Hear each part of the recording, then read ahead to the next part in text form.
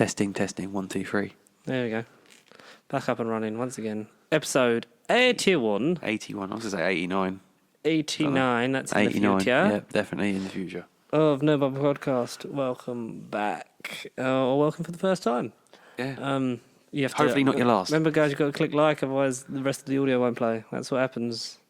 Starting from now. Good, you clicked it. All Cool, right. thanks for pressing like. We got some news and stuff and that to talk about. Connor,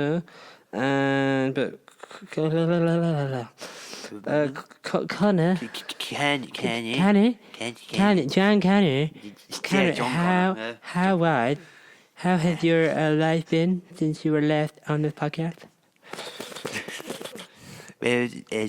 Do it. Nah, all right, good. You know, just another week in the life of Connor. Yeah. Do it. Just do it, indeed. Just see all the movies in the cinema audience. Just keep seeing movies. See this fucking movies without me. Just keep seeing everything. All without me all Without the fucking time. Well, Friday, Parasite. Let's do it. No one I know don't want to see it. I think I might be out for. I have two invitations. I have like a dinner thing and a birthday thing. So I okay. don't. Oh, all right. Okay, no. All right. Oh, it might be an unlimited screening by myself then. Oh no, I've got Plan B. Actually, no, I might have. Is your Plan B, Liam? No, he won't. No, if he goes to Parasite, he'll be like, he will just see the subtitles and be like, "What on earth is this?" He will hate me. Do you like reading and watching a film? Jeez, mind blown. We had a good reception to the last episode. Did you see one of our comments? We have comments? Wait, sorry, comments. We had a comment from previous commenter because I don't have all the YouTube. I have the YouTube app and the YouTube You've got Studio the algorithm. app. You've got the algorithm. Oh, what, YouTube Studio. What's that? So, like, you know, when you edit and upload it, like, it's in the just... YouTube Studio, so now I can do it from. Oh, okay. So, let's read this out from Lang Bates, who has previously sent us a comment out. He said, "How's Now on the Moon sounds like a stoner film, where they're so stoned they think they're sitting on the moon, but in reality they're in a stone state, wandering out of any golf course with a moon hole and recalling how good it actually got into this place." Yeah. So Lang, if you're listening, thank you. Please make that fan film, and we'll be in it. We'll send you Matt. You can keep Matt for like what? How long will they need him? Like 3 months? Oh, probably. Yeah. Well, we'll give him time, maybe 6. Yeah, 6 because we don't. Yeah, because the 50% hit ratio of where he's actually going to turn up. But he did help me. More like 25. Yep, he did help me turn up to catch up on Dead Air Specialists, which is. Did you have to do that today? You did all of them. I have 3 to do after this. But on Monday, he was a bit later than he said. I know. Not like a certain someone I know. Not like a certain someone else I know. Shocking. But no, we got 3 done because then we had to go and actually play football. So by the time you listen to this, so it's Monday to Saturday, 7 p.m. There'll be an episode out all of those days. So then we'll have caught up. Jesus. So I've edited and uploaded as of today. I've edited and uploaded 3. Good God. One got released yesterday. The other one's scheduled to get released at 7 p.m. tonight. Jeez. So we've got to do episode 21, 22, 23 today with Nikos. But you'll have already known that because that'll be out. This is Sunday. This is Sunday, Connor. That's the past. Oh, yeah, this is the future. Jesus Christ. Yeah, it's nice having all this crap on here. But then we've done that. We've passed that point where the subscriber change things got... Because obviously we lost like 1, but it said like how many we'd gone up. So now it just says change over the last 28 days, like -1. We need some more people. Yeah, -1. Please come and look at our stuff. Look, I can look at all the analytics. Oh, We're doing all right. we are doing all right. I'm looking on the channel now. I mean, who is back? Which is your first one of the year. Oh, yes. We're already on 30 views and 6 likes. That's nice. There we go. Bit of positivity. And then, more. So like, comment, and so we'll say that at the end, but please do stuff to help the algorithm like us, because otherwise we won't get noticed as much. Otherwise, there ain't no algorithm. But then the gap is like 2 episodes, 3 episodes, and 3. There's gonna be like 6, and then a podcast one. Oh right. We're working on that, and we're also prioritizing. Yeah, we're doing stuff. I don't know whether it's important anymore, But Whoa! What stuff? I don't know. We're gonna get a capture card. Jeez, we are. Yeah. Yeah, I need to order that, and we need to do the pricing, and there's negotiations still money that is owed to me from previous things. So, but I'll put that in the company group chat. So in the comment section. I'll put it in the I'm going to put my bank account details in the comment section, and if you donate to me, I'll put your name in this video. At Patreon, fund Matt. When we have enough of a following, we can do a Patreon. I think with our viewership, I don't think we're strong enough yet. No. Maybe once we got to like 500. Yeah, per video. I meant like 500 subscribers. I meant like. Oh yeah, that would help. That would be like sort of more of a reason to, other than the like, because our views fluctuate from like 213 to like 7. So. I know. Well. Speaking of depressing stuff that no one cares about, we're all going to die one day, so that's why we do this podcast. Jeez. Should we do our usual Marvel fill of stuff? If there's any Marvel fill, I feel it's been quiet for Marvel this week for me. Yeah, but we normally get them done first, so I'll just do that. And I've got away from Marvel to lead into other things. So. Okay. Yeah. Okay. Obviously, like Hulu is basically owned by Disney now. Yeah. Did you know that they're doing a new Marvel animated TV series exclusively for Hulu? Hang on, I think I did read this, but I can't remember who. Who? William Hartnell. Yeah, William Hartnell's in it. Oh, for good God. Right, okay. No. It's the first Doctor, okay. Yeah, the first Doctor. But Patton Oswalt has been cast as MODOK. I did not read this. But obviously, like, only. Was it a MODOK series? No, I think it's just like in the way of like Avengers Assemble kind of. I see. That. I don't know. But Patton Oswalt has apparently been cast as MODOK. Well, that's fair enough. Anyone who doesn't know is the big fat floaty man in the chair. I think the living brain. I think his thing is in the comics. I always confuse MODOK with Zola. Arnim Zola. Yeah, because I know like he gets put in that weird robot Teletubbies body. Yes. But you know, it's Teletubby body. It's hard to actually know. Who cares anymore? But so. It's just another thing that Disney owns, and hail Disney, they pay for all. Hail Disney. They pay for it. Maybe don't do it in a German accent. We'll get in trouble. But I'll do it in French then. Yeah, I am. Thank you to Disney. But apparently, Marvel is casting. Casting's underway for Hulkling in an upcoming MCU project. I did hear about Hulk. That's probably who I was thinking of for Hulu.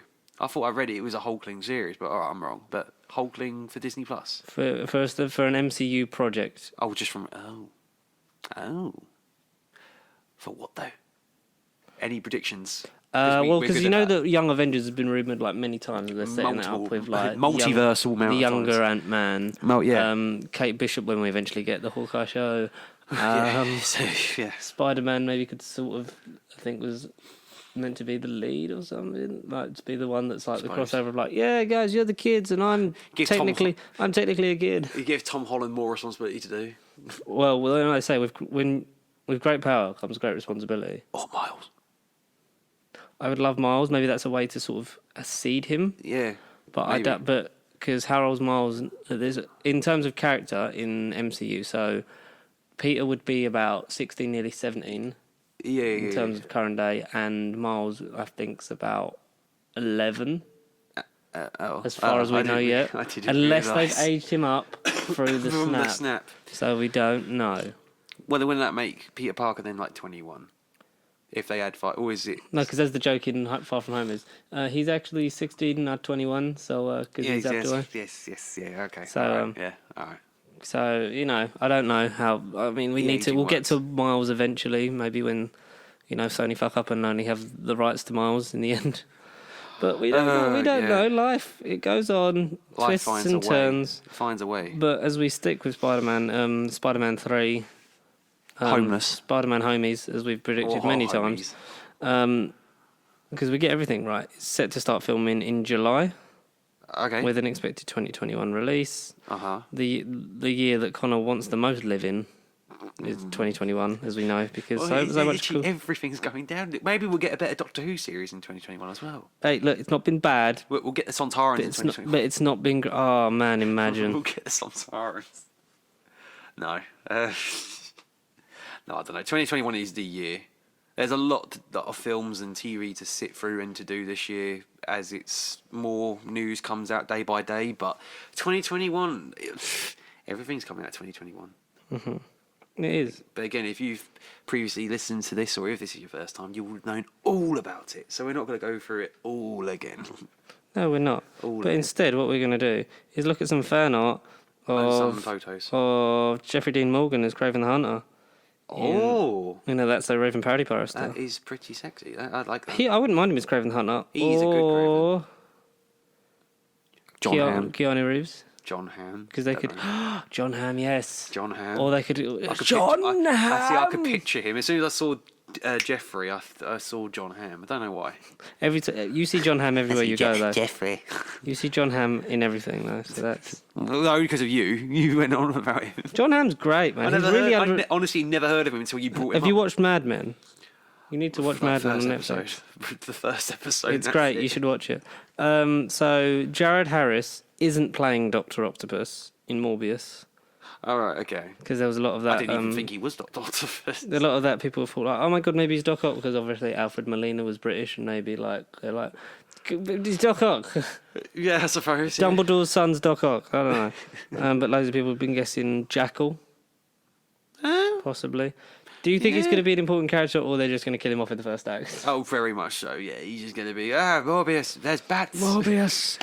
He's going to be the Alfred to Morbius's Bruce Wayne. He's going to be the... I'll let you down, Master Morbius. I promised your father I would look after you, but I've let you down. I've let your family down, Master Morbius. Master Leto. I mean, Morbius. Fuck Jared Leto. No. Which apparently he's done to a lot of his underage fans. Allegedly. Yes, do you want to hear the official synopsis for Marvel's Eternals? Oh, right. A special synopsis. So it's the official... So Disney released the official the press synopsis for Marvel Studios' The Eternals. Eternals features an exciting new team of superheroes in the Marvel Cinematic Universe. Ancient aliens who have been living on Earth in secret for thousands of years. Following the events of Avengers Endgame, an unexpected tragedy forces them out of the shadows to reunite against mankind's most ancient enemy, the Deviants. The Deviants. The outstanding ensemble cast includes Richard Madden as the all-powerful Icarus.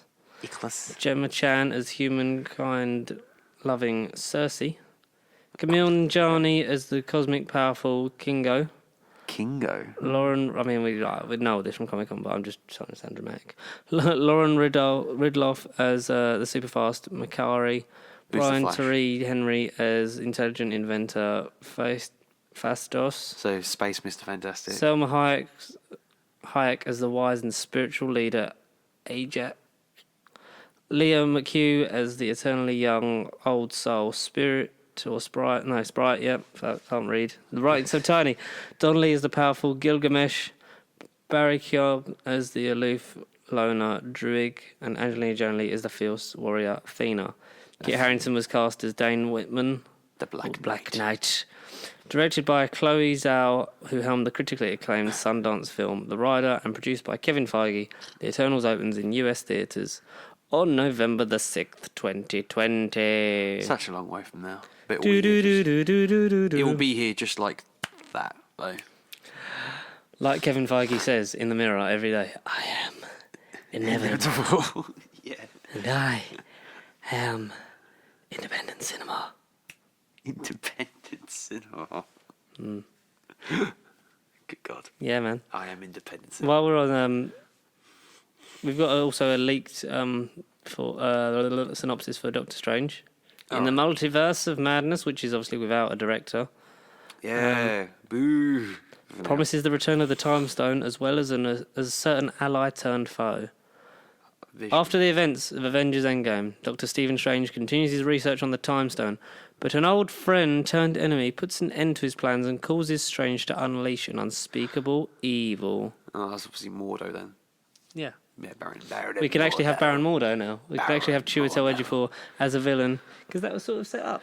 Because he was a villain, and then there's more stakes in it when they fight because they were friends, sort of. Yeah, makes it personal. It does. Obviously without a director, but are you still? I'm probably out of Phase 4. I'm most excited for this, just because in terms of what Multiverse of Madness can do Potentially. for future films and Potentially. bringing in certain properties that they might have bought off of Fox. Yeah, that is a 2021 thing, isn't it? Because it's Shang-Chi and this, that, and Shang-Chi, that one. Doctor Strange, Spider-Man, and then Thor. Right. Oh, that's easy. Yeah, Thor. Yeah, that or Spider-Man, I think, are the ones I'm looking forward to. Or the ones I'm most intrigued Spider-Man to see the resolution and hopefully Kraven the Hunter, and maybe introducing stuff, people like Daredevil and Kingpin, because there's precedent for that maybe. And to actually have a Spider-Man adventure where he's actually Spider-Man in New York. Yes. Like being a friendly neighborhood Spider-Man. And to get through his and arc, then they can wrap up this arc. School. Wrap up this arc for now, if not, you know. And if only to put the toys back in the chest and for Sony to go on doing it, or if they inevitably reach a new deal because money talks and carry it on.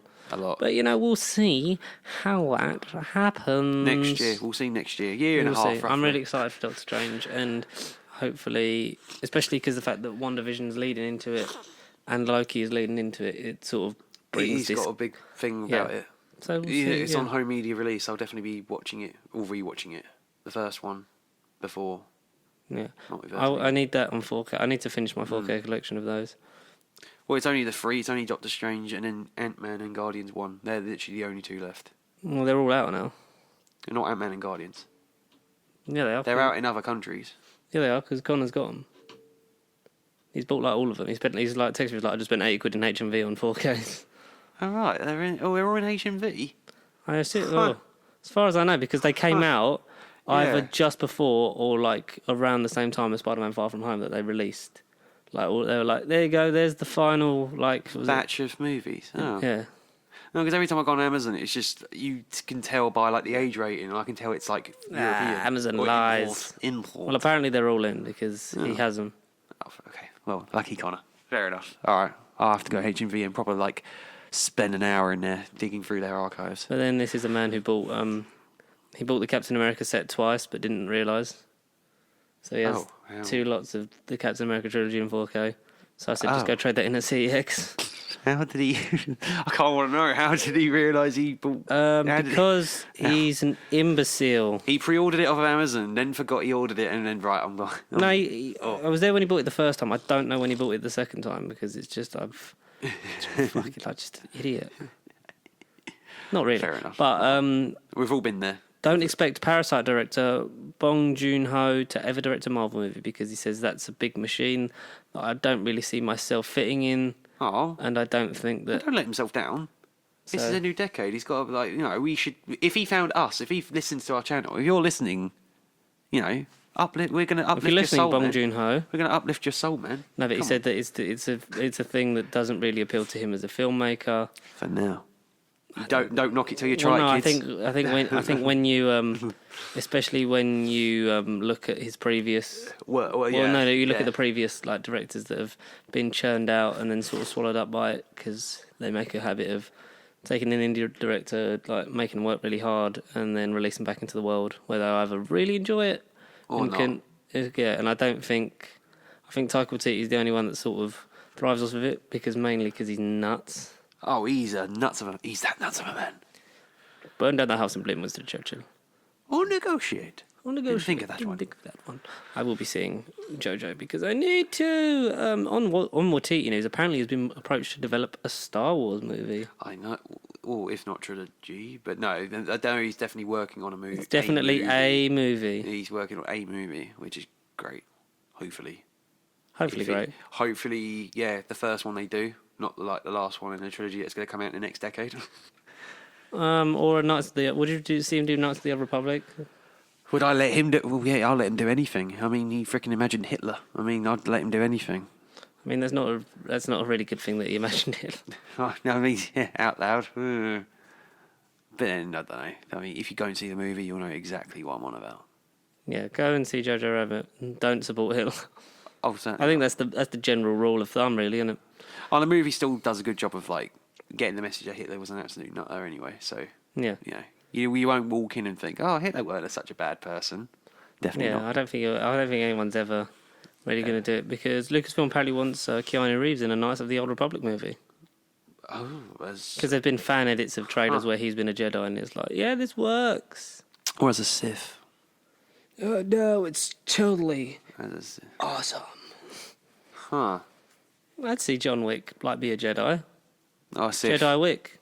A Sith Wick. No, because Keanu Reeves is too nice to be evil. I'd love to see him as a villain, but I'd just like it'd be wicked if he was a Liam Neeson type Jedi. No, the freaking cacti, whatever he is in SpongeBob, the sage. Yeah, Sage. Yeah, he Just just plays. actually be a He just Sage plays Jedi. Sage in all of his movies Sage now. Jedi, yeah. Sage with a lightsaber. Yeah, put Keanu Reeves in more things. It's the year of Keanu. You finally watched all of Crisis on Infinite Earths. Oh, I thought you were on about you. Yes, I did. Yeah. I did. What did you think of it? Storytelling aspects weren't exactly on point. Bearing in mind, I'm like seasons behind on everything. No, it wasn't great. It wasn't perfect. However, the cameos were great. Brandon Routh was great. He got justice. Kevin Conroy was great and short and sweet in his little role, and it weren't just a voice line; like he was in it. Yeah. He's like old grizzled Batman. He did old crazy villain Batman. It was weird, but it was good. It was more Bruce Wayne. He weren't in the suit. No, it was fine for the most part. It's just the first half of the crossover, which aired through like November, December, definitely had more cameos and more was like it was basically all moments. It was more like, oh look, we're going to this planet and guess who's on here?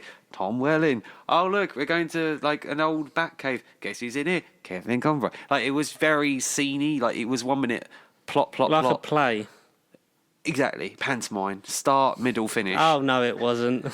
Oh, he's behind you. Yeah, it was very. Fuck Tom Welling. Oh Jesus. I saw that set because I've watched. Because the Arrowverse is something that intrigues me because I know how it stands now after it that basically every DC property is now connected to it. Very much so. Very much so. Because of how is Oliver Queen dead for real? Yeah. Spoilers. So is Arrow finished? 2 episodes left to air, I think, and he's in the finale. So even though he's dead.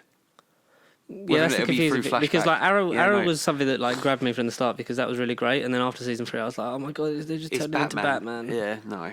Series 3 was weird, and there's also links to like the Nolan verse and stuff because now everything's sort of like. And I like. Did you like the joke from Kingdom Come Superman about Superman 3?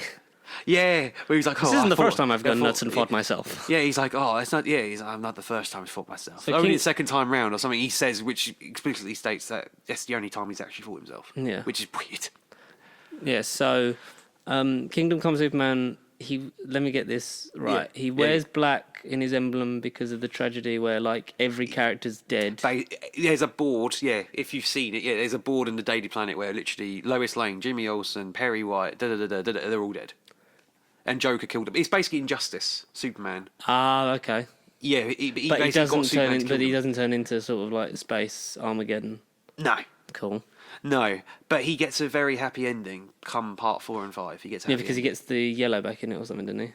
He's on his own because basically the Big Bang happens and it resets them. Earth Prime. Yeah, basically, if you've read the comic or if you know what happens in the comic, basically it all happens. That's where the crossover is great because it was very accurate to what actually happened in the comic, except you had a couple major characters missing, which could have made. You had a really major cameo. Roddy, huh? You had a major cameo at the end, didn't you? A major cameo. Well, you had Ezra Miller. Yeah, that major cameo that didn't go late. I mean, that was pretty short and sweet, but that was a holy shit moment because that weren't expected at all. Yeah, because now you got. Yeah, and that's where he gets the idea for the name of the Flash. But did he?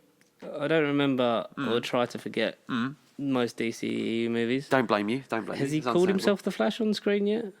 Who? Grant Gustin? Yeah. No, not Grant Gustin. Ezra.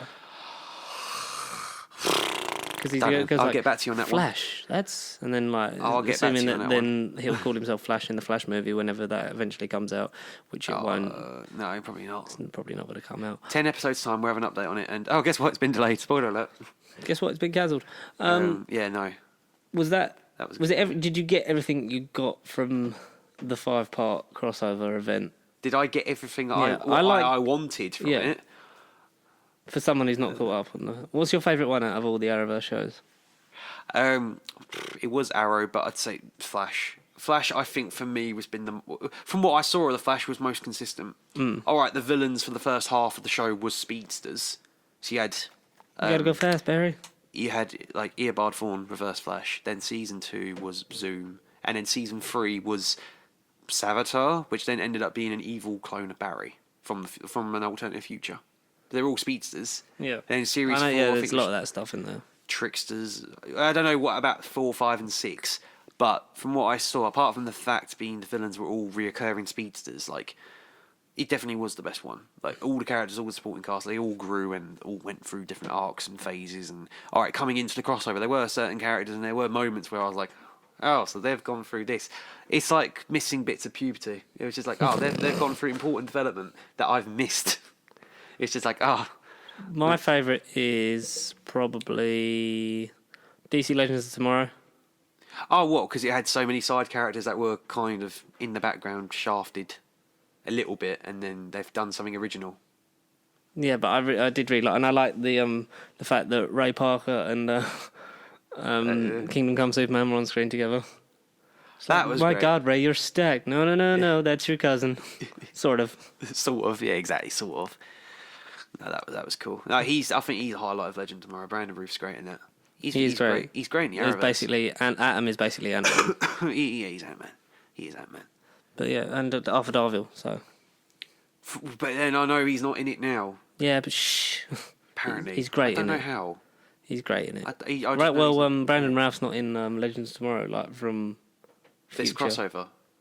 I think after this season he's off of... Oh. Yeah, he's off. Because we did report on that a while ago. But I don't remember. Did we? I don't know. I don't remember anything anymore. I say least favourite's easily Supergirl. I only watched the first season, that was it. Apparently Batwoman's not that great. I liked her in the crossover, though.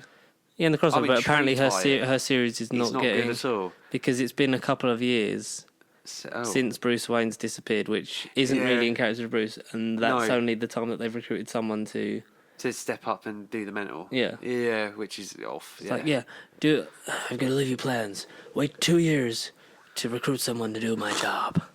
Oh right, I don't know. I didn't know it goes like that. Oh okay. And I don't know if because is Titans tied into it now? Because I know Black Lightning and everything. So how the crossover starts in part 1, you literally see Burt Ward say like, "Holy schmackerel, Robin," or he says like, "Holy schmackerel," and his Earth gets disintegrated. Earth 66, which is quite funny because of the 90s Flash was who was previously in Elseworlds. John Wesley ship, yeah. Yeah, he gets disintegrated, doesn't he? Like his Earth gets destroyed because he sacrifices. Yeah, he kind of stops the wave that is destroying all the worlds. He goes out and does a hero sacrifice. Like he doesn't just get killed. He sacrifices himself basically. Instead of because that was a good bit of storytelling. Because in the first season of The Flash, you had a newspaper article saying like Flash dies in crisis or Flash missing in crisis, and that was alluded to right from the beginning. And basically that event happened with Wesley Shipp instead of Barry. You had the whole episode being like, "Oh, Barry's got to die at this moment." You know, the newspaper article, "Oh, Barry's going to die," and then you saw Wesley Shipp be like, "No, you've got a wife. You know, everyone cares about you. Whatever. You know, I'll sacrifice myself because he's already been through everything." If you watch 90s Flash season, you know, he's been there, done that. If you've watched the TV show from the 90s, yeah, been there, done that. So that's what happened with him. Yeah, where were you going with that? I can't remember. Titans. Yeah, Titans. Yes, they got killed off. You literally see Jason Todd's face and Hulk. Well, I want to say Hawkman. Who knows? Hulk boy. I don't know. Hawk and Dove. I think they are Hawk and Dove. You literally see their faces for half a second. Jason Todd does a weird dirt face, and then their Earth gets killed off. Cool. So they're officially dead. So does that mean that Ian Glenn's weird Bruce Wayne from Titans is dead? Yeah, probably. The whole world is dead. Yay! But the thing is, not at the very end, as though you saw the Earths come back, but not every single Earth you saw. So whether or not it's a question of whether or not Titans is back, or this is back, or that's back. Like you don't. It was a good way to cancel stuff, isn't it? Oh yeah, slowly they got the memo. You watch Crisis and see if your Earth survives. They got the memo. They did get the memo. But yeah, intriguing and a good bit of television. Yeah, good for DC. They did a thing. It definitely is good for DC. It's nowhere near it's not good last. as Endgame, but you know, they did a good job considering what they had and the surprises that they had for it. Oh, exactly, and like how on earth things didn't get leaked before anyway. Particularly Ezra Miller. That was the best one, though. Yeah, that was pretty cool. That was the best one by miles. But, no, it was a good crossover. Mm-hmm. I say I hadn't seen the seasons, but I have watched all the previous crossovers, so like Elseworlds, Earth-X, all the rest of them before. But no, this one definitely did its job. But if you had a couple of roles like Wally West, Wally West, Arthur Darvill, Leonard Snartz, his voice is in it. He plays Gideon, the computer, or an alternative Gideon. But if he was in it, like if you had a couple people in it, it would have been like Endgame level hype, and it would have been like, oh my god, this is going to be epic. Oh, Michael Rosenbaum's Lex Luthor, because he's a highlight. John Cryer's Lex Luthor from Supergirl. He's meant to be really good, but I hadn't watched any of that. So I saw him with a beard and I thought, that's not Lex at all. But he is actually... Who is this man? A lot. He genuinely comes across as quite terrifying. And like the original plan was John Cryer and Michael Rosenbaum's Lex Luthor having a little... having it out a little having bit. a Lex off, if you will. Even like Tom Welling and Rosenbaum. Like all of that would have come great if they were all together. So it's one of these things where you look back on it, you think, oh, if this was here and this was there, like a couple of the pieces could have been rearranged, it would have been perfect. To like just finesse it a little bit. Yeah. But other than that, it is a very good crossover. I still kind of, I'm not in a rush to watch every single season that I haven't watched, but I feel like he definitely did enough job. It's changed the Arrowverse going forward. Black Lightning as well was decent in it. Yeah. He was cool. I kind of want to watch his series now. That's meant to be. I've heard good things about it. I've heard all right things, but it's just, again, when you compare the world of TV, like, does his name strike as, like, priority viewing? It does now. Well, yeah, exactly, it does now. I don't know, all of DC's back catalogue freaking got referenced, and you kind of have to watch it now, because you don't know what will be part of the Arrowverse. Who bloody well knows. But Karen Gillan has said she would love to star in and direct a Batgirl film. Do so. Make that part of the Arrowverse. You know, the only reason Matt Smith's doing Morbius is because he asked Karen Gillan about doing a superhero movie, and she was like, Really? yeah, you got to do it, man. Really? But there is a big difference between Guardians of the Galaxy and being someone in Morbius who's probably going to get killed off. Jesus Christ, really? So, yeah. Oh, poor Matt. I thought you actually had a choice. But he's in the trailer, so he's probably not going to get cut out of this one, like Star Wars, or be really shit like it was Genesis. Oh, exactly. No. Terminated Genocide. No, I'm forgetting about that. No. Everyone's forgetting about it. But Joaquin Phoenix might play Joker in Robert Pattinson's Batman trilogy. We said this months ago. We Because the okay thing about Joker is that it feels like Burton-esque, that it's timeless, but it is period piece. Yeah. So if they're going for that, but they're going for more of an Arkham game vibe. From the detective mode, isn't it? Yeah. Yeah. So I don't know. And also Joaquin Phoenix versus Robert Pattinson. No. Like he would just like punch him in the face. Exactly. He's a weed. Like no.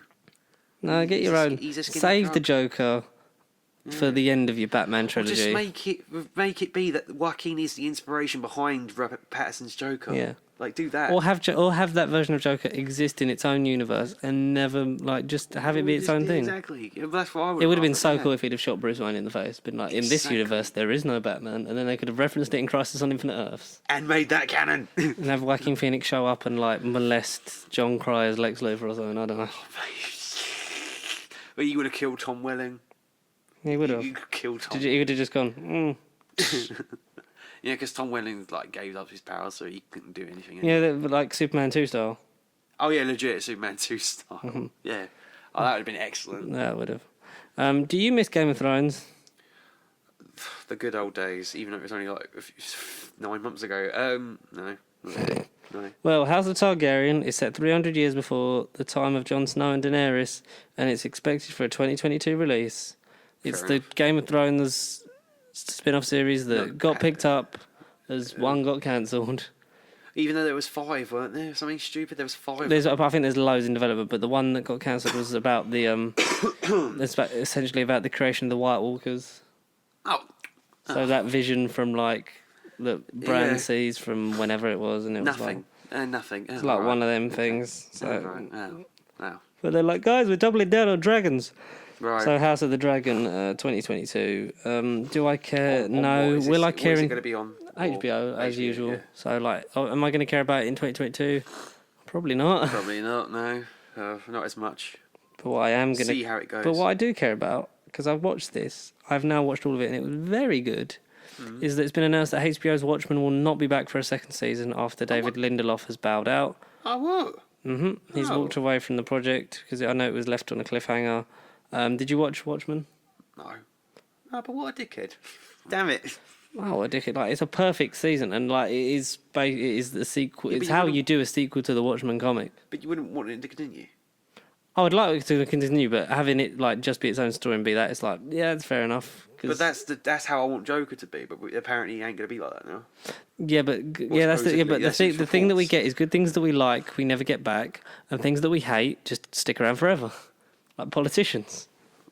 Yeah, he's life lessons. You know? Politicians. Politicians is literally that quote. I would give you. Oh, really? I would tell you should watch Watchmen. Watch Watchmen. Yeah. On your Now TV. Yeah. Watch a bit of Watchmen because it is really good. Pretty sure I've still got TV on there because I know it's separate packages. I'm pretty sure I've still got like the entertainment/TV package. Do it. Do it now. Do it now. But not right now because I'm here. We've got. So you saw Bad Boys 3. You liked it. Oh, loved it. It's got a record-breaking holiday box office debut with 73 million. There's a mid-credit scene that alludes to a fourth one, and rumours that the fourth one's already in the works. I reckon it may be on my top 10 at the end of the year. Maybe. It may no more than 10 or 9, I reckon. Mm-hmm. But yeah. You are aware it's still only January. It's a definite honourable mention, that's for sure. Oh yeah. Out of everything. I haven't seen it yet, but like, no, I wouldn't. I'd end it like we've said, like end it on a high. Oh, this is an insanely high. This is as close as I'm getting to drugs. Because we know like what Will Smith films are like. They're not great. Like Gemini Man. Apart from this one. Yeah. Oh, yeah, but there's no way that it's his best film ever. No. All right, fine. Probably in the top 10 to 5. I should have said best Martin Lawrence film then, not freaking. Oh yeah, but the Martin Lawrence does fuck all anyway. He really don't know. He really doesn't. I didn't know who he was. But you enjoyed Bad Boys for Life. For Life, yeah, I enjoyed it for life. I enjoyed the trilogy for life. So yeah, if I have to do a mini rank, or shall we save the ranking? Oh yeah, we could do that when you talk about it. But but you enjoyed it. Do you want more? Not in a rush, but just don't make it another decade. If we get one, just let us know. My launch will probably be dead by then. Just let us know we're going to get one. Yeah, exactly.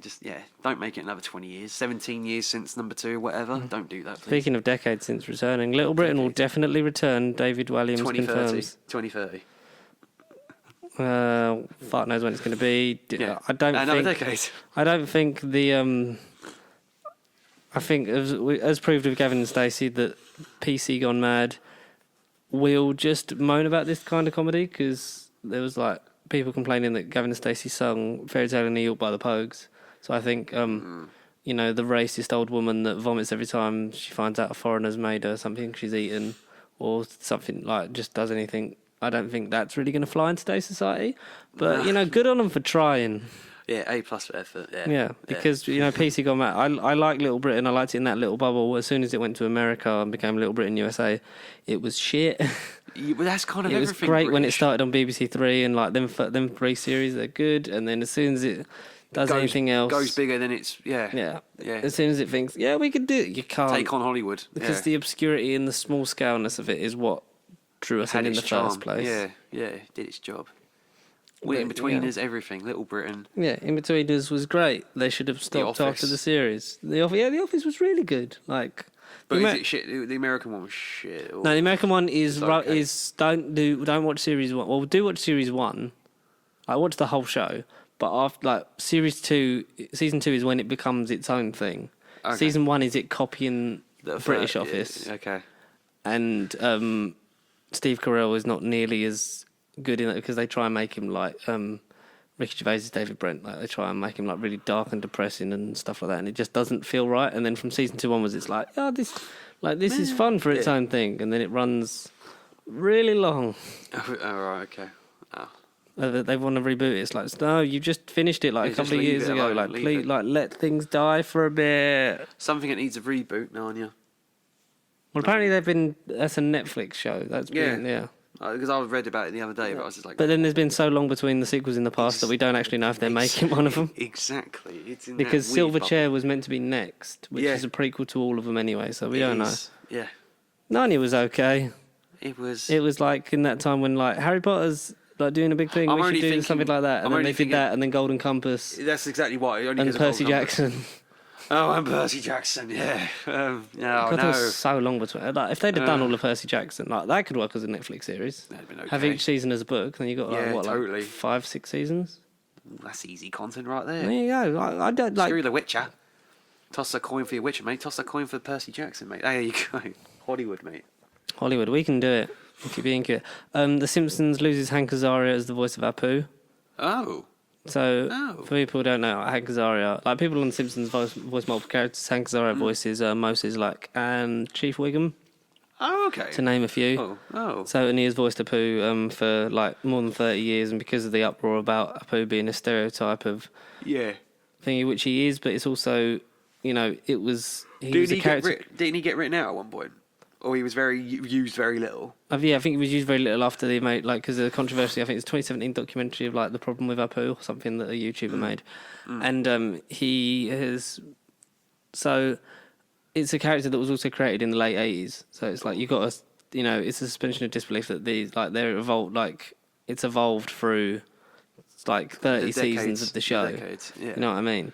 But, so he said, like, whatever they do to the character is up to them. But he's not going to voice it anymore because of that whole uproar thing, which is like... It's fair enough. It's fair enough, but also it's like, I get that, racism is a bad thing. It's terrible. I know. But also, it's a television show. Oh, yeah. It's animated. It's not real. Like, no. Far from real. No. Far from home. No, but so, it's... I think... It's good luck. Whether they do anything with that going forward, that's up to the Disney Corporation, because also Disney have got rid of the Fox name from the stuff, so it's now 20th Century Pictures, 20th Century Fox. Brave. Part of a rebranding because they own that part now, so the Fox name. And Rupert. So no more Fantastic Mr. Fox. It will be Fantastic Mr. Pictures. If that's a reboot you ever wanted. All foxes. But yeah, Rupert Murdoch's legacy gone, but they bought it out, so they were going to do that anyway. So whether 20th Century Pictures, that's going to be weird. Is it still the same like intro, the music and everything? I don't know. They've just announced the naming change. Oh, okay. So we'll see. That'll be weird. So after that will be weird. Many decades, that's changed, and obviously, so we'll see the fate of everything being Disney-fied. In due course. National Treasure 3 is apparently happening at Disney, which is great because I love National Treasure 1 and 2. Give me more Nicolas Cage. And they say they put a placeholder down for the domain name for like National Treasure 3 like years ago, so that's nice. I haven't seen them, but I want to. Couple more things. They've only got like 3 or 4 days left on Now TV, so I'll see at least one of them. Do it. I will do it. National Treasure, they're really good movies, and it's before Nicolas Cage went insane. Have you ever seen? Actually, no. We'll do this one first. Stephen King's The Dark Tower TV show Amazon's been cancelled. The Dark Tower. Oh, what is in the one that came out of Idris Elba a couple of years ago? They're doing a series. Yeah, because the movie was poorly received because it was. You could tell it was like overcut and stuff like that. Yeah. Wasn't nearly Stephen King-y. Oh, right. Okay. Especially in a time where like Stephen King stuff come out and it was really good, like Doctor Sleep. It Chapter 2, which is out on Blu-ray and 4K. It's now. It's got a nice steelbook.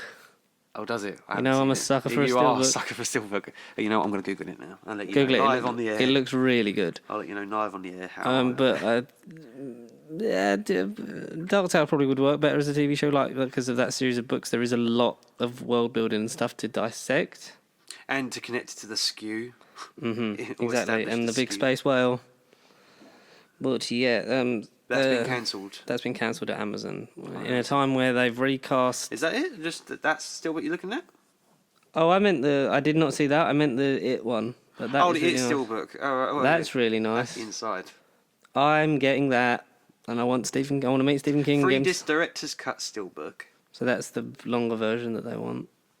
Okay. So the only annoying thing about It is that it's not both of them. Like if it was a special steelbook of like the complete It chapters. Oh, you're 1 talking and about 2. It 2 still? I have seen the It 2 one. Yeah, that is a gorgeous one. I do like that one. That's terrifyingly good.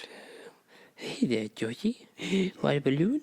Space Jam 2 officially recruits Don Cheadle as a co-star to LeBron James. And LeBron James. am I excited for Space Jam? I was in 2002. I never saw Space Jam. Is it cringily good? Is it weird? It's a very of its time thing. Is it a thing? I recommend you watch it without knowing anything about it. Oh, absolutely, yeah. As if you were a kid, you'd love it. And am I excited for Space Jam 2?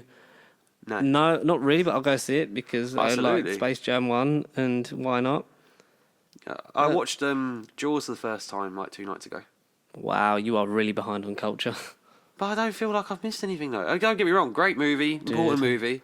It's 2 movies. First half is them finding out what did it and is the city safe, and then you've got a movie on the boat. But it is really sort of like influential, really good, really influential for cinema. The way, like the suspension and the fact that mainly because the shark prop wouldn't work, so they had to.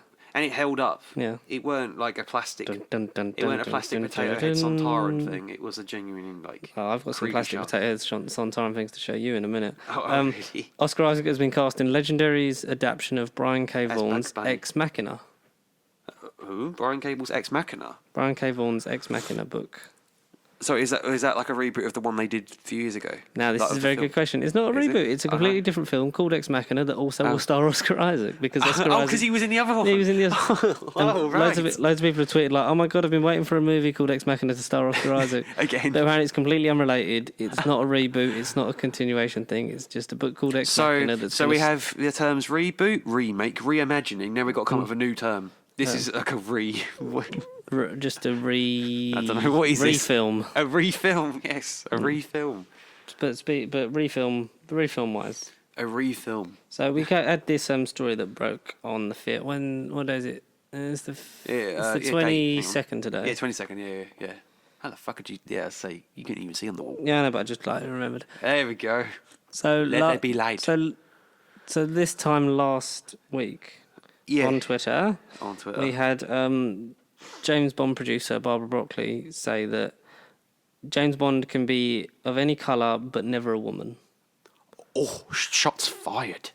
But this is a good thing because it's the ethnicity of Bond doesn't matter because I think we're past that with the books and stuff. Yeah. Because he's been different nationalities in the past, so why not be, in the face of Idris being like rumoured up there? Yes. Yeah. Someone who I wouldn't mind also is maybe a bit younger, maybe John Boyega. If he beefed up a bit. Yeah. Because I know that, going from Daniel Craig to Idris would be great, but also you're not going to get many films out of him. Taron would be an obvious one. We've said Taron previously. But then I feel like that's too close to Kingsman, and I don't think he would do it. Yeah. But I said a woman is at the helm of the James Bond film franchise, but 007 will never be a woman. Barbra Broccoli, who inherited control of the spy saga with her half-brother Michael G. Wilson in the 90s, spoke with Variety about what the next Bond could look like. While she's open to diversity, a female Bond is where she draws the line. God. Oh, right, okay. Which, got a lot of people talking, but for me, it's what I've been saying for ages, like, it's lazy to just be like... we haven't done gender flip it, because... That's what doesn't work with most. That's why, all the stuff with Amy Pascal at Sony, as much as it's great that she wants to make films for women, she's like, do Ghostbusters but all women, and we need a Spider-Man into Spider-Verse spin-off that's just all the female characters. It's like, even though they were in the film quite a good chunk. Yeah, it's like write it, come up with a good idea, and then do it. Not just I want this film because I want all women in it. Yeah, exactly. Yeah. Right. Don't give us a female Avengers. Don't give us a Femengers movie. No, like the A-Force shot in that. That is a celebration. I like that because it's like when you went because all that women, female characters had been in superhero movies was like the damsel in distress or the girlfriend. But that was look how many powerful female characters we've formed over these 11 years of existing as a film series. This is a good celebration, and people were annoyed by that because they're afraid of their fucking masculinity. But so will James Bond ever be played by a woman? I believe we should be creating new characters. Look, this is his mouth. From Barbara's mouth herself. Good old Barbara. I believe we should be creating new characters for women, strong female characters. I'm not particularly interested in taking a male character and having a woman play it. Yes. Yes. Barbra Thank you. Broccoli. He is a listener to the podcast. I mean, it's a woman. You know, Barbra Broccoli's a woman. Okay, Connor.exe stopped working then. Okay, she has been listening. There we go. No, unless I gender flip it, it's, you know, all genders. A woman, a man will be playing Barbra Broccoli in her biopic. Exactly. But yeah, strong. Yeah, exactly. Create new characters for women, strong female characters. Yes, don't the lazy thing. So big up to Barbra Broccoli for saying that and knowing that she'd probably get scrutinised on social media. Yes. Yeah. That's brilliant. In the buzz leading up to the release of the next Bond film, No Time to Die, many speculated Captain Marvel actress Lashana Lynch would succeed Daniel Craig as 007, but the first official trailer did eventually confirm that Lynch's status as a new 00, not that 00. James Bond regenerated. Well, because it's established in the series. Like 007's his code name. There's other 00s. He mentions 008 and 006 and 0011 and that all the time. Especially Alec Baldwin in GoldenEye or Rogue Agent, whatever. I don't know. Alec Is that Baldwin. GoldenEye? Not Baldwin. Alec Baldwin's, the American actor. I think you're thinking of Sean Bean playing like. The other 00 in whatever. Yeah, 006. He was Alex. That was Sean Bean. He was Alex something played by Sean Bean. That was Sean. Google Alec Baldwin. Because I think you'd be surprised that you're not thinking of the same man, but the sentiment was there. Well, yeah. Another topic of change for the franchise: to stream or not to stream. The Bond films have always debuted in theatres, but the Bond producer has entertained the idea of future instalments possibly landing on a streaming service like Netflix, as long as they don't make one. Yeah. Okay. Yeah. As long as it ain't Netflix original. Yeah. As long as it isn't like another streaming service that we have to pay for. Oh, right, I see. Yeah. Yeah. Because I'm debating doing my BritBox free trial. Just because they've moved all of Cold Feet and like they took that off of Netflix. They had like the 5 classic series, and then they had the revived stuff on Prime, on Sky. Oh, Sky. All right. Because Series 9's out now. Because I want to rewatch that, but now it's all on BritBox. And they've talked about doing a BritBox exclusive movies and stuff like that. It's like, that's great, but stop making me pay for stuff. Well, it's the same with Apple TV. I keep reading so many things that are coming out for Apple TV as well. But I think they sold their first main series off the fact that Jennifer Aniston's back on TV, guys. Yeah, I know. It's like, who cares? No one. No. The new Bond movie has had a rocky journey. Explosion on set resulted in minor injury to the crew member outside the 007 stage, as well as damage to the set of the super spy flick. And, it was yet another controversy to plague No Time to Die, which had already sustained the exit of Oscar-winning director Danny Boyle, postponements in its release, and an ankle injury to Daniel Craig. So people that have, a couple of tweets in here that said, like, I understand this, stop rewriting old movies for a new audience, just create a new movie with a female lead. Yes, female empowerment in 2020. Ooh. Let's get they deserve to. Go women. They deserve to be leading their own franchise, absolutely. But give them characters that are for them. Like write these great storylines for movies with strong female leads that are role models to young girls everywhere. That that's what I want to do. Like I can do and be anything because they can. Not like, what if James Bond was a woman? Yeah, exactly. Because then people would flock to see it, just like, oh my god, it can't be a woman. I just want to see what a woman looks like. I want to see if James Bond's going to do the same thing as the woman. Shut up. Yeah, no. Shut The up. conversation's been said millions of times. Exactly. Who gives a toss at this point? But women deserve it all, but write it for them. Yeah. Don't be lazy. For them, just not force it on them. For them, not force them. Yes, in Don't life. force the role. Don't force women to do anything. Yeah. Cheesy. There you go. Because that's how you end up in prison. Jail. Or child line. Yeah. Could you just flip that line, please? It's really getting dark. It is getting very dark. I hate January. There we go. I'm speaking of Sometimes Edit. There was 2 more B&M sets. Oh yeah, I see. Yeah, I was like, what am I looking at? Sontarans. So it's Sontarans with Harry Sullivan. Then there's one behind it. Oh, okay. Oh. You can look at it if you want. They can't see me looking at it. All right, fine. Let's look at both of them live on the air. So B&M exclusive, like Doctor Who stuff. You are an imbecile. Harry Sullivan is an imbecile. And you are Charlton with his dodgy eyebrows. Yep. And Perry in her very revealing outfit. Yeah. And 3 Sontarans. And 3 Sontarans. Of slightly different design. Yeah, not much difference though. Look, well, I mean, okay, he has got a colour and that one's got a colour. All right. So you've got basically a tanned, got a pale one, and then you've got like a brown, nearly burnt one. Yeah, burnt potato. The burnt potato, yeah. New potato, jacket potato, and a freaking that's the out of date potato. I saw them when I went B&M. I was like, I have to get them now. I've seen them, which I did when I got the Sylvester McCoy Silver Nemesis one up there. Which I still need to put that shit away. Oh yeah, shit. But season 26 comes out on Monday. Woo! Oh, goody! Oh, I'm looking forward to it. I just want to see special features. It'll explode. Oh, it will explode. Every decision we make creates ripples, like a boulder dropping in a lake. The bigger the decision, the greater the risk. But yeah, £10 in B&M, so... Wow. Shout out to B&M, because it's one of the few that I've got hold of that hasn't, like, sort of... Gone bust. Yeah. Gone bust. Because people do that thing where they buy them, like, in bulk, and then sell them on eBay for, like, really, like, extortionate prices. Like the Pertwee one, like the Pertwee TARDIS.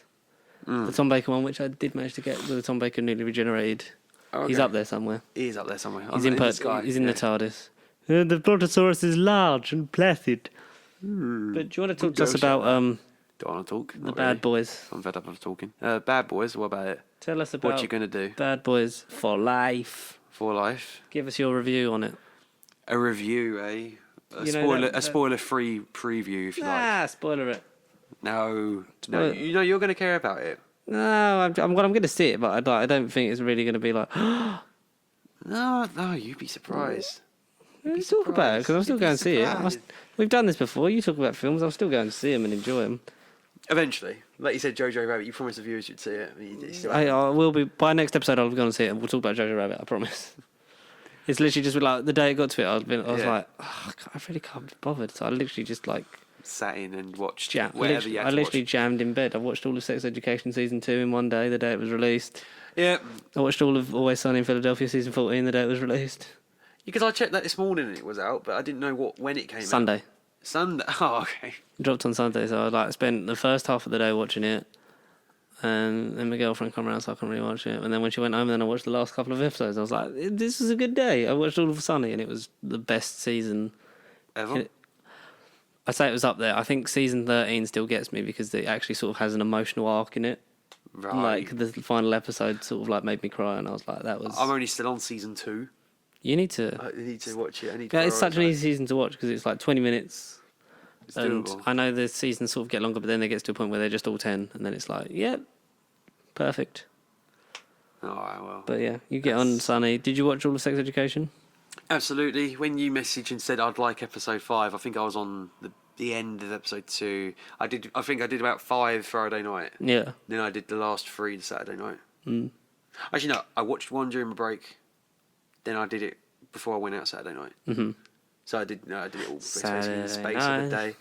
Friday night, and then I finished it Saturday night. So within 24 hours, like you, I finished it.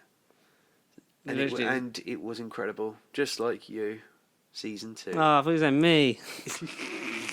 Sex Education was great. Like, it was such a nice how it diverted away from like what you thought it would be. Not just one of the week. Yeah, you weren't just topic of the week like it was in the first season. Even though they are. It really got strong character development. And the ending... I know. Spoiler alert. I know. For Sex Education Season 2. Arsehole character, I know. Yeah, the guy in the wheelchair deletes... He deletes Otis's voicemail from Maeve's phone. Basically clearing his love. Because as soon as she put her phone on the side, it's like, he's going to delete that voicemail. Yeah, innit? Yeah. And then, like, he deleted the voicemail. It's like, you fucking bastard! He loves her! And, like, she loves him, but he sort of had a go at her at a party. In the wrong way. It's got, like, it really stepped up the fact that, like, it's got really good LGBTQ plus, like, representation. It weren't afraid to show it as well. No, exactly. Yeah. And it, like, did a lot for asexuals as well. It's like, you know, like, some people just want a relationship but don't want the sex part of it, and that's fine. Like, it doesn't define who you are and stuff like that. And it was like, that is really good. It's original.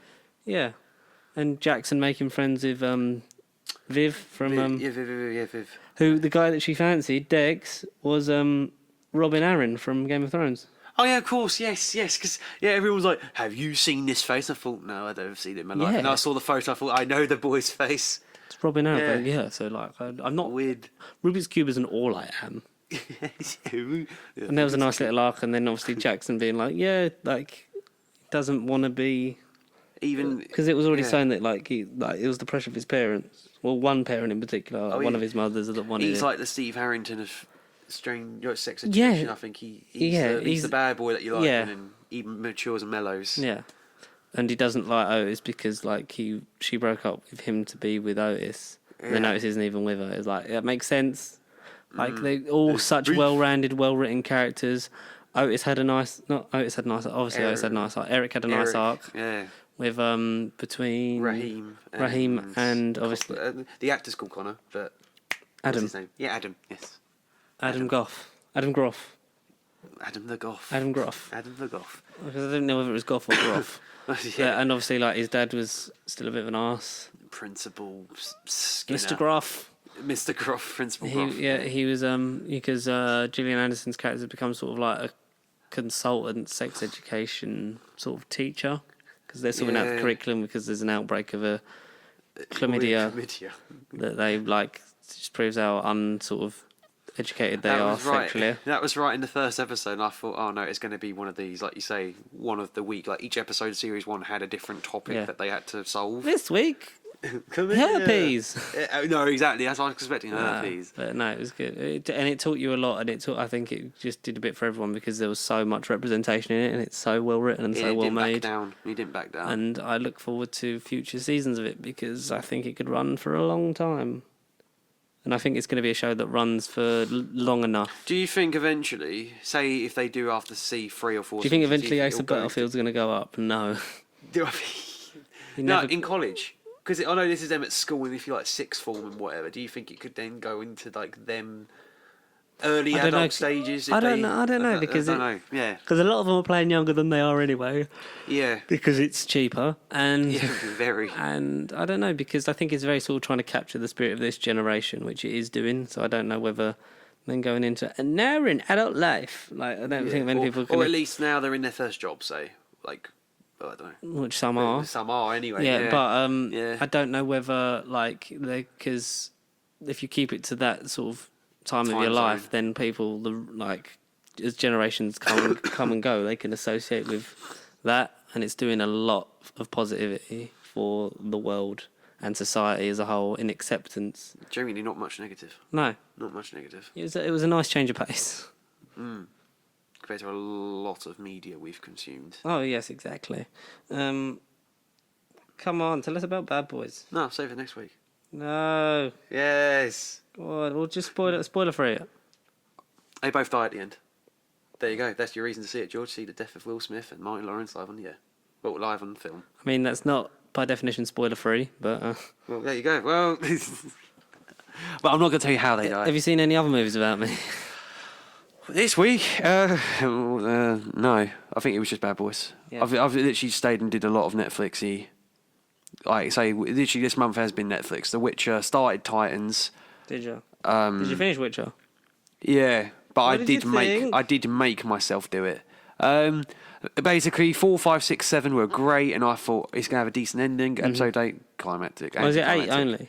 Yeah, they're all like now. I'm still on episode 2. Because Sex Education came out and then Always Sunny come out. So I was like, I'm going to watch this. A really good recommendation I have on Netflix. Go on. Is... I have 2, actually, for Netflix original movies. I don't know if you've seen them already. Ah. Is iBoy. iBoy? Who's in that one? So, I don't know who's it. I thought you were going to say Top Boy. Maisie Williams is in it. Top Boy. Oh, yeah. The Maisie Williams one. I did want to watch that, yeah. Yeah, where the kid gets shot when he's on the phone and then that goes into his head and he gets these powers. Yeah, that's really good. It rings a bell, yes. And Whatever Happened to Monday. I don't know that one. What on earth is that one? It's set in the future where overpopulation is destroying the planet. So in order to combat it, there's the Child Allocation Act. Right. So families only allowed one child and no more. So if you're found with another child, they take your child to be put in cryo sleep and take your children off yourself. You're found with more than one children, which they mainly are in poorer areas. Is this a recent one? Because I've not heard of this. Apparently, it's according to the internet, it's 2017, but I've only just discovered it. Yeah, exactly. The first time it was recommended to me, and it was it's really good. So, but it centers around Willem Dafoe's daughter. Oh right. Gives birth to 7 identical girls. Huh. and dies. So it's like left to him to raise them. 7 kids. Yeah. And to combat society, so like he names them after the days of the week. So then, so Monday, Tuesday, Wednesday, Thursday, Friday, Saturday, Sunday. Original. Yeah. I like it. Yeah. And so they each go. So they have their own personalities. He said, like, be whoever you are when you're back in the apartment, but when you're out there, you play one identity. So they only go out on the day of the week that they're named after. Oh, Jesus. And they have these like recordings in their eyes, so that then they have a meeting at the end of the day to play back. So the next person going out, if they have an interaction with someone from a previous day, they know what's happened. They know what to say. Blah blah blah. Because of course they're identical. Yeah. Yeah. All right. So it's Karen Sutterman is the identity because it was named after their mother. It's the identity they come up with that they all are when they leave. So they all play this woman. So they've like on each day they go out, do this, blah blah blah. This sounds really intriguing. It's really intriguing. And one day, Monday goes missing. Yeah. Hence, Whatever happened to Monday? Whatever happened to Monday? Huh. And it's them. Can they like avoid the detection of the compromising their yeah. Because if they're found out, then they're going to be killed off. Daddy's angry. Yeah. So and it's really really interesting. So I would recommend you watch Whatever Happened to Monday. I thought you were going to say Top Boy. Top Boy I love anyway, so I watched that when that come out. Have you watched that? No. Because isn't that based on like an old series and then the movie was like not a reboot of it, but like a reimagining or I don't know. Well, so what happened was Top Boy used to be like a lot of stuff on Netflix. It was on Channel 4. Yeah. I think it was 2 seasons. Right. Which is it's on Netflix under Top Boy Summer House. Okay. So if you watch that, that's essentially Top Boy season 1 and 2, that's the original seasons. Yeah. And then it wasn't picked up for another season, but Drake, the artist, the rapper, the rap god, you might say. He found it and really like enjoyed it, so he basically got the new season done. Yeah. Which the new season's great and sets up a season 4 of the show. I thought this was a film, not a movie. No, it's another season of it. Not a film, but it's not a movie. Yeah, it's not a film. It's a TV show, and it sets up the net because they're going to do another season of it. So it sort of brings it back, and because it was I think 2011 it originally come out, and the new season dropped last year because he showed the trailer for Top Boy at his on his tour. So I remember seeing that and going, "Fucking Top Boy's back!" Yeah, that's a good way to bring it. Yeah, so I would recommend Top Boy. What was the other one I was going to think you were going to say? Top Boy and... So, I thought you might have got around to Irishman. Oh man, I'm like... No. Even though it's nominated for like all the Oscars and no Oscars really came out before August. No, that's the weird thing. It's like, the 2019 was like only 6 months. It was a good year, but it was a good year for movies, I think. It was the year for me. How would you define Best Picture? Because if you're speaking in terms of like what it did for the planet, Endgame should at least have a nomination for it because it's the highest grossing movie of all time, and just everyone, probably the most anticipated movie of all time, in many cases. But it's a case of I don't know. It sort of comes to the line of are we more critiques, or are we more of the audience? Because although we just watch movies like a lot of the audience do, but we're doing it because we've got different eyes to look at. We've got different. Yeah, but also because we do it because we love what we watch. But we do genuinely love what we do. Yeah. So, and also the committee is just like it went backwards. It only really sort of like nominated Black Panther because of the lack of inclusion. There's all the acting nominations that we went for all the Oscars on nominations last week, but of all the acting ones, there's only one person of colour in Best Actor, Best Actress, Best Supporting Actor, Best Supporting Actress. There's only one person of colour in all of them. And it's just the Academy going backwards as we wait for these rich old white men to die. Certainly. Yeah. Which is... wrong. Mm-hmm. So we'll see. Because the thing is, they get new members of that jury in young, but then they become old blood when they're just there constantly. So you need to sort of... Maybe we need to have a shake-up to the Academy, because I don't think the Oscars are as prestigious as they once were. All right. So, shame. It's a shame because like, how do you define Best Picture? Because they just you look at like we've said, like most of the big ones are the same, like 3 or 4 movies nominated over and over again. It's like, where do you draw the line? Which Maybe is weird. Yeah. They didn't. The Academy, who apparently didn't watch Us, No. which was Well, a clearly great great movie. Jordan Peele's not Did even... Get Out in 2017, did that get nominated for anything? Yeah, I'm pretty sure it did. You should have, yeah, because I still prefer Get Out to Us, but I do love Daniel Kaluuya. Because he was a film that got advertised when I was at cinema. He's got a new film out, which I like the look of, but can't remember what it's called top of my head. Daniel Kaluuya, the movie. Yeah, autobiography about him. Plus, Winston Duke was just so good. And Lupita Nyong'o, because they play two characters.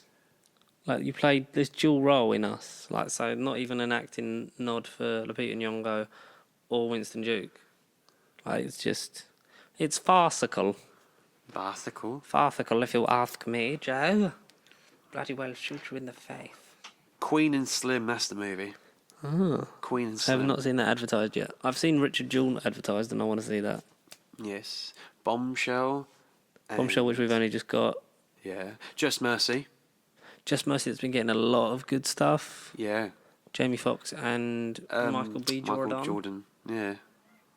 A lot of good stuff to see. There's too many. It's only freaking January. We've got too many to talk about. We didn't even talk about the Star Wars Clone Wars Season 7 trailer. Which I just showed you off camera. Yeah, I know. Yeah, it's happening, guys. It's ending. Well, like we knew, so the final, to wrap up the Clone Wars story, because it got cancelled, didn't it? Yeah, back in the day. After Season 6, so there's a final...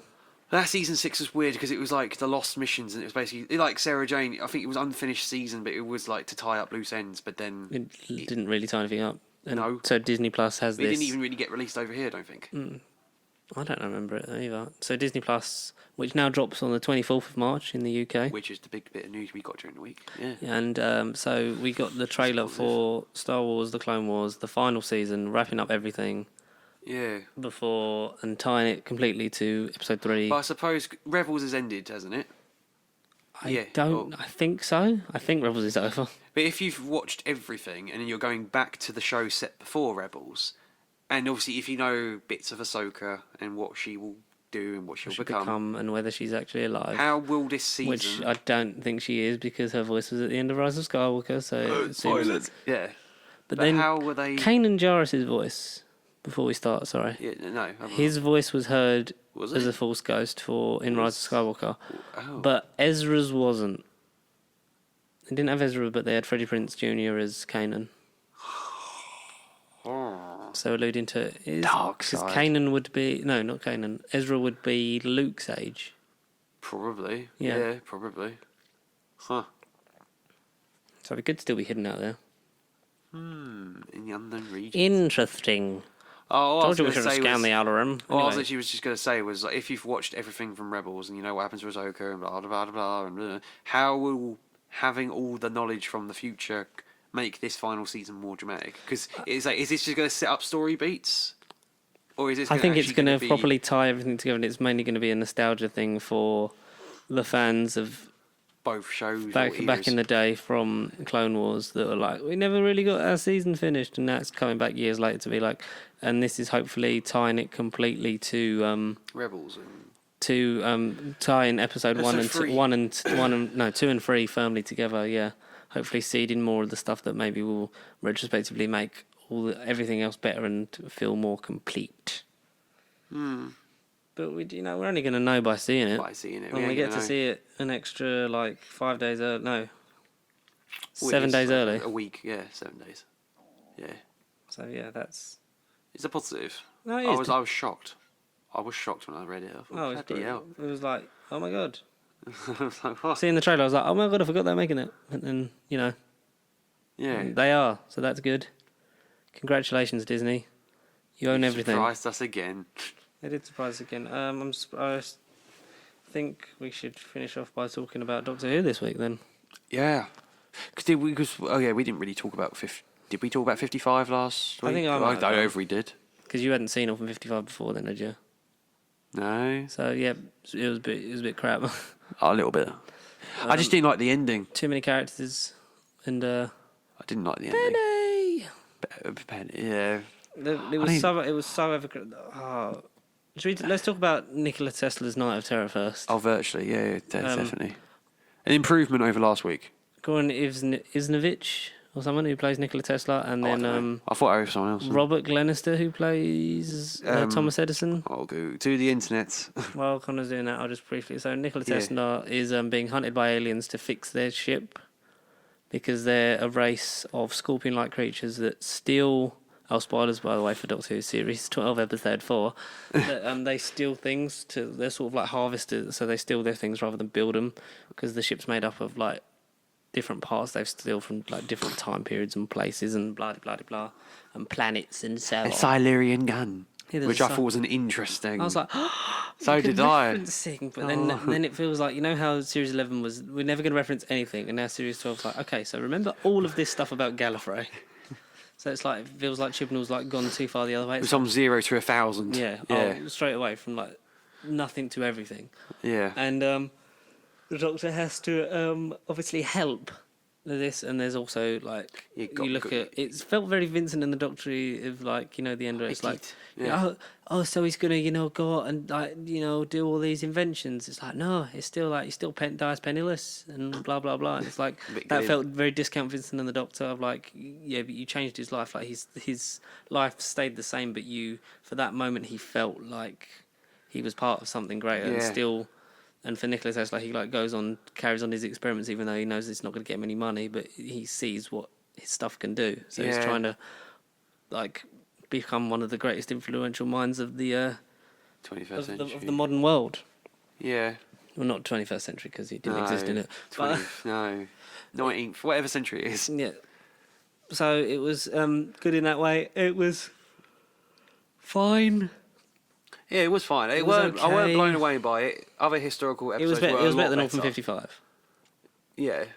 I still feel like it's been a lot better than half of Series 11, though. I don't know. There's something about it where I'm actually sitting there going, do you know what I would do? I want to know what's going on. If I were you, I would rewatch Series 11. Because it's not all bad. Apart from the cheesiness in the ratings in the UK. The ratings in the UK is the worst of last year. Really? Oh, yeah, 100%. Really? I thought the worst episode. Yeah. We was the Battle of Ranskorabakallos, so cold. Battle of Ranskorabakallos. Yeah, but there's still a bit of.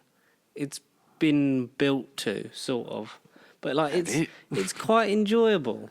Like the whole battle. The whole season. Oh, right, I was just saying. When you look at it, it's like, you know what? This was okay. Oh no, episode 2, no, Surgeon Conundrum. Or Pregnant Man one. They're the 3 I didn't like. The Saranga Conundrum. Episode 2, I didn't like episode 2. No, episode 2 was Ghost Monument. Yeah, and then the Pregnant Man one. That was Pregnant Man was like 5 Conundrum. or 6. Yeah, the Pregnant Man one. That was they're the 3 I didn't like. I like Ghost Monument more than I think I did Woman Who Fell to Earth. A lot of it felt very like the whole season feels very safe and savvy. But when if you take it away from Series 10, if you just like watch Series 11 and then 12, you can see it's like, oh, this is okay. But what you do feel is there's too many people in the TARDIS. And we've always said that since day one. Yeah. Virtually. Like 2 companions max. Like if you're going to have more like they did for River, like that's only lasted like an episode or 2.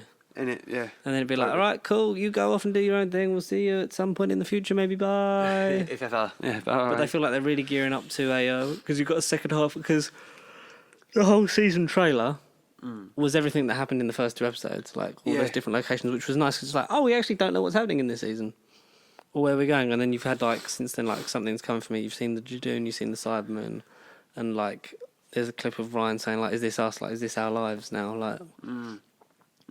But it's. So they said on a Big Damn Cast they debated whether, because Ryan is the weakest actor out of the companions. Yeah, to kill him off. And they said no. They said maybe it's like, is it because he's focusing too much on the accent, because they're having to be debated, but also none of them as far as I know, Mandip and Tosin are not from Sheffield, and. I wouldn't know. And as much as, she's not really in it, not really done much, but at least with Yaz, when she delivers it, it sort of like hits a bit more, like when she sort of has that teary moment after coming back from that weird place in Spyfall. But I think one of them has to leave, and I don't mind who it is now. Like, no, you don't care. Bradley Walsh is like the greatest. Like he's for me running the show. Yeah. And Jodie is better when she's not, like in Spyfall when she was on her own. It was like, yes, this is the Doctor. And that bit where she's like sort of become more sarky, and it's like, yeah, this is her being happy all the time is a front. Like that's like, oh, that's quite interesting. Yeah. But it's like, I think you need to thin out the crowd, and you need to get rid of one of them. Maybe they're angling for one of them sort of turning away, and maybe either leaving with as the master companion, or just like leaving like Tegan style. Where it's like, I can't do this anymore. And I thought they were setting that up for Yaz, of like she would be like, I can't. So did I. Yeah, I had a feeling about Yaz. Yeah. But is that just repeating history? I don't know.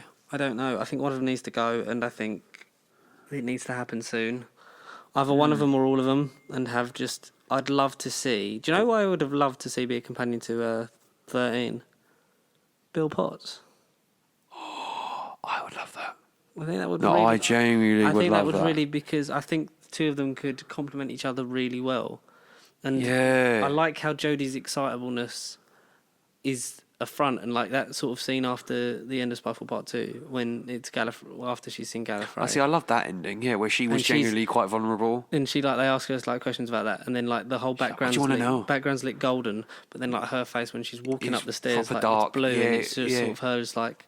It's dark. It's affected colours. Her, and you know that there is more behind this character. Like I love that kind of stuff. But I love the intro to episode 3 where it still continued that thing where she was dark and it was depressing. Yeah, like, it weren't just. It's like I'm fine. It's like that's nice, and the fact that she was a bit sarcastic and that, and the moment where she walks on the ship in this episode, where she's like, it felt very Tennant-esque, but it sort of felt also a bit more like she had something to her, because she's been written. I know that some of the scripts were written with would have been before she was cast, so it would have. Automatically, it's like with the previous Doctor in mind is what you're thinking performance-wise. Yeah. So a lot of it is very safe, very vanilla, and very just sort of like basic Doctor. Yeah, exactly. Yeah.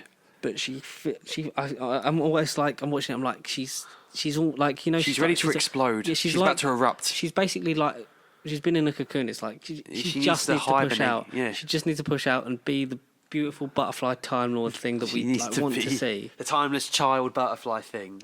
Yeah. So I don't want because the companions, like the expository dialogue is just repeating itself. It's generic, yeah, exactly. Like a lot of, I feel like these 4 episodes you've seen someone do something and then the companion asks why that just happened. And every sodding episode. Like I'm not driving. Well, we know you're not driving the car, Jodie. We can see you. Like we know that you're not. Well, it's like, what's that for? And then like there was bits in this where it's like I was literally going, Ryan, why are you asking the stupidest questions? Yeah. I can't think of one, but I know what you mean. I think I think what we should do is when this season's over, rewatch the episodes and write down every time that it's been like a repeating question. Because it's like, what was that for? And what was this do? It's like, is it something to do with the cars? Blah, blah, blah. I think it's like some kind of inventable. It's like, it's literally like, it's just going, audience, we're going to hold your hand through this because you're clearly not smart enough to. It's like, no, just let them do it, please. End us. And I wanted Ryan was my favourite like companion in terms of character development last season, but I feel like him and Yaz have just swapped. But they're also not really giving Yaz much to do. Anything. Like she pushes over like a couple of shelves of bread to stop like literally thousands of scorpions in the middle of a wide street. And it's just unoriginal and a bit lazy. It's like she took the time to do that. It's like, okay. Yeah, hit it. Why? You're the running. I'd love to see the Doctor travel with Nikola Tesla more than these companions. That'd have been amazing. Like Graham's great, but he's also becoming a caricature of himself, and they're just letting Bradley Walsh do his own thing. Which like Bradley Walsh is like the best in it without doubt. Oh, easily. I love him. And it's like I don't even know who the geezer is. I love him. I also like the arc of it. Like he was travelling because it was the grief of Grace. Exactly. And you almost felt like It Takes You Away was sort of like the culmination of that. And if he'd gone like. Yeah, like I'm ready to like, and then he'd be like a good link when you come back to an Earthbound story. Yeah, totally. But now that all that's gone out the window, you feel like he could have been like, you know what, I've done that. I've made my peace with Grace. Like I'll stay and like you make sure you bring Ryan back to me, sort of something like that. Like it could have been, she could have been like he could have been like a Jackie or a Mickey. To this Ryan. Group of characters to ground them and to have them a reason to come on because we haven't really seen Yaz's family. There's been mentions of her sister fancies Ryan, and that's about it. And it's like pointless. And then there's brief clips in Skyfall. It's like, but isn't there doing one in Gloucestershire? Modern day Gloucestershire. Yeah, as far as we know. So we'll see with Fugitive of the. But will they go to the moon again? I don't know, but they've got a mohawk now, so that's cool. Nighthawks are cool. They are. So far, it's been like it's been better than last series in ways, and in other ways worse. Yeah, but also like the fact that we've been like, oh, the Master's in it. That was something we didn't know.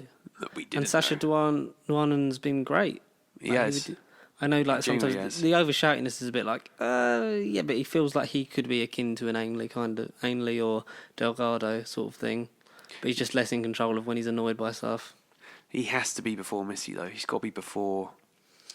I don't think he is. I don't think he is. They'll just write him in and be like, yeah, he's after Missy and blah, it, blah, blah. Yeah, also, I don't mind if her arc of being good, because like companions, no, because incarnations change you, because like They do, yeah. After like when Colin Baker's like, I was never happy. Oh, with exactly. that You one. go from the innocent, lovely Davison into homicidal maniac that is Colin at the beginning. You know, homicidal and he maniac was Colin. like, I was never happy with that incarnation.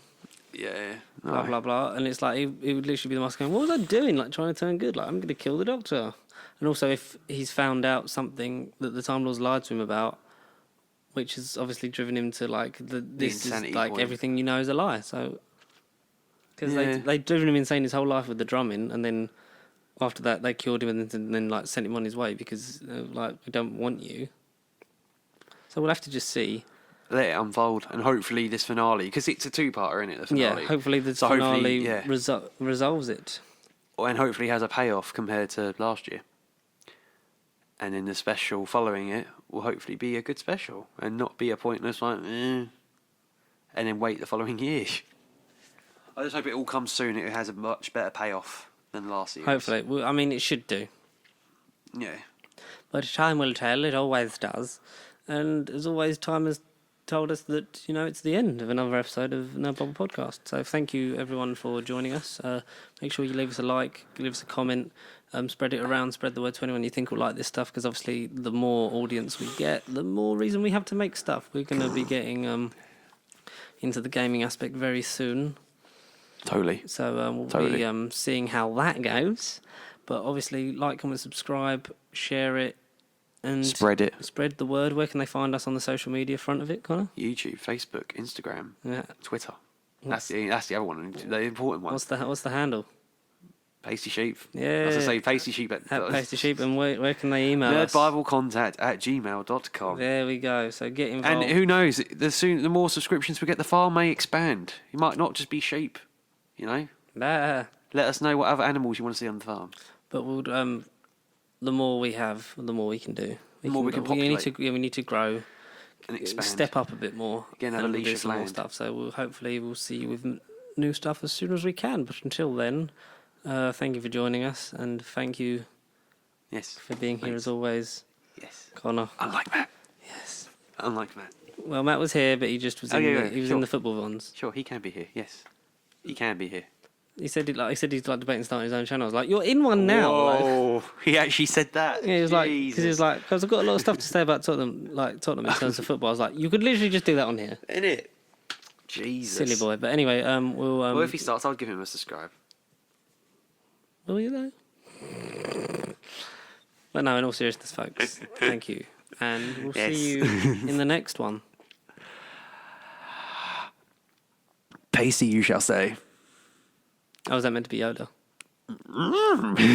Pasty? I can't do it. Yeah, just stay pasty, guys, you know. Guys, you know. Guys, you know. Guys, you know. Guys, you know. Guys, you know. Guys, you know.